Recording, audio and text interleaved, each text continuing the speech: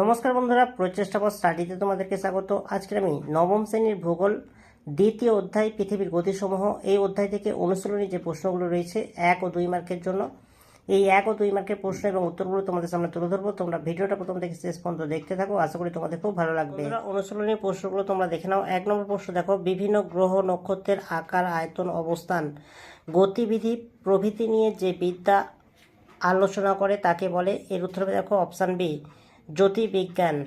2 প্রশ্ন দেখো, পৃথিবীর গতি সম্পর্কে পৃথিবীকেন্দ্রিক মহাবিশ্বের ধারণা প্রথম দেন। এর উত্তর দেখো অপশান ডি, টলেমি।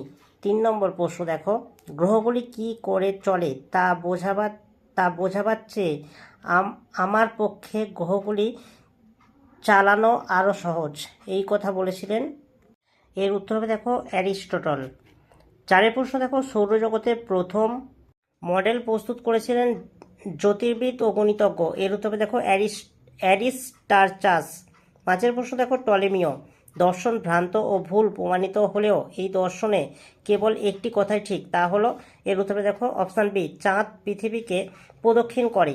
6 প্রশ্ন দেখো, শুধু পৃথিবী কেন, সূর্য নিজের অক্ষে ঘোরে, এই কথা বলেছিলেন। এর উত্তরে দেখো জিওদার্নো ব্রুনো। 7 প্রশ্ন দেখো, মহাশূন্যে সমস্ত বিশ্বজগতের শুরু ও শেষ আছে, তারা ক্রমাগত পরিবর্তনশীল, এমন অসাধারণ ও দুঃসাহসী ধারণাটি কার? এর উত্তর দেখো অপশান সি, লিওনার্দো বোনর।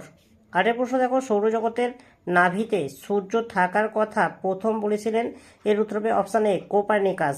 9 প্রশ্ন দেখো, মহাবিশ্ব বলা হয়। এর উত্তর দেখো 21শে মার্চকে।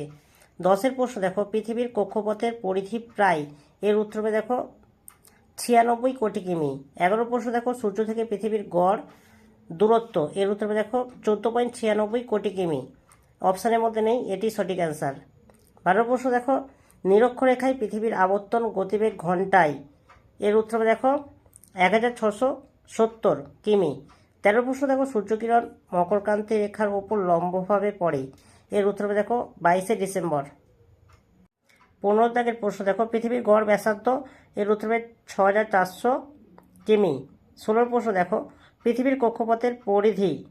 এর উত্তর দেখো 96 কোটি কিমি। অপশান সি সঠিক অ্যান্সার। 17 প্রশ্ন দেখো, পৃথিবীর অক্ষ কক্ষতলের সঙ্গে যে কোণে হেলে অবস্থান করে তা হলো। এর উত্তর দেখো অপশান সি, 66.12 ডিগ্রি কোণে। এবার অতি সংক্ষিপ্ত উত্তরধর্মী প্রশ্নাবলী, এই প্রশ্নের উত্তরগুলো তোমাদের সামনে তুলে ধরছি, তোমরা একটু দেখে নাও। শুদ্ধ অশুদ্ধ প্রশ্নগুলো তোমরা দেখে নাও। 1 প্রশ্ন দেখো, উত্তর গোলার্ধে যখন গ্রীষ্মকাল তখন দক্ষিণ গোলার্ধে শীতকাল হয়। এর উত্তর হবে একদম ঠিক। 2 প্রশ্ন দেখো, পৃথিবীর নিকটতম গ্রহ হচ্ছে বুধ। এর উত্তর হবে একদম ভুল। 3 প্রশ্ন দেখো, পৃথিবীর আবর্তন বেগ সবচেয়ে বেশি মেরু অঞ্চলে। এর উত্তর হবে একদম ভুল। 4 প্রশ্ন দেখো, পৃথিবীর পশ্চিম দিকে থেকে পূর্ব দিকে আবর্তন করে।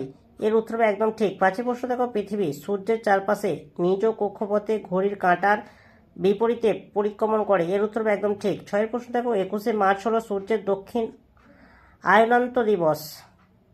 এর উত্তর হবে একদম ভুল। 7 প্রশ্ন দেখো, কোরিওলিস বলের প্রভাব মেরু অঞ্চলে সবচেয়ে বেশি। এর উত্তর হবে একদম ঠিক। 8 প্রশ্ন দেখো, নক্ষত্র দিনের সময় হলো পৃথিবীর একটি আবর্তনের প্রকৃত সময়। এর উত্তর হবে দেখো একদম ঠিক। 9 প্রশ্ন দেখো, ইউরেনাস দক্ষিণ দিক থেকে উত্তর দিকে আবর্তন করে। এর উত্তর হবে একদম ঠিক। বন্ধুরা, এবার স্তম্ভমেলা প্রশ্নগুলো তোমরা একটু দেখো। একটা দেখো 23শে সেপ্টেম্বর। এর উত্তর হবে দেখো জলবিষুব। 3 জানুয়ারি। এর উত্তর হবে দেখো অনুসুর। 3 দেখো 21শে জুন। এর উত্তর হবে দেখো কর্কট সংক্রান্তি। 4 দেখো 21শে মার্চ। এর উত্তর হবে মহাবিষুব। 5 দেখো 4 জুলাই। এর উত্তর হবে দেখো অপসুর। 6 দেখো 22শে ডিসেম্বর। এর উত্তর হবে ওঙাট্টা, মকর সংক্রান্তি। এবার শূন্যস্থান পূরণ করার প্রশ্নগুলো তোমাদের সামনে তুলে ধরছি, তোমরা একটু দেখে নাও। 1 প্রশ্ন দেখো, ড্যাশ গ্রহের আবর্তন সময় প্রায় পৃথিবীর মতোই। এর উত্তর হবে মঙ্গল গ্রহের।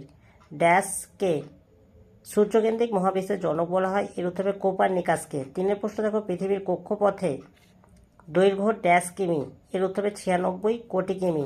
4 প্রশ্ন দেখো, অন্তস্থ ও পাথুরে গ্রহগুলির মধ্যে পরিক্রমণ বেগ সবচেয়ে কম ড্যাশ গ্রহের। এর উত্তর হবে মঙ্গল গ্রহের। 5 প্রশ্ন দেখো, ড্যাশ গ্রহের 1 বছরের দৈর্ঘ্যের তুলনায় 1 দিনের দৈর্ঘ্য বেশি? এর উত্তর হবে দেখো 5টা হচ্ছে শুক্র গ্রহের।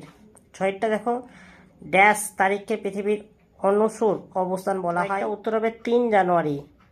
7 প্রশ্ন দেখো ড্যাশ গ্রহের ঘূর্ণন পূর্ব থেকে পশ্চিম দিকে, এর উত্তর হবে শুক্র গ্রহের।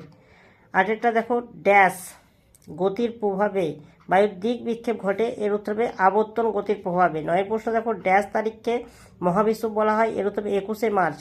10 প্রশ্ন দেখো কুমেরু অঞ্চলের মেরুজ্যোতি ড্যাশ নামে পরিচিত, এর উত্তর হবে কুমেরু প্রভা নামে পরিচিত।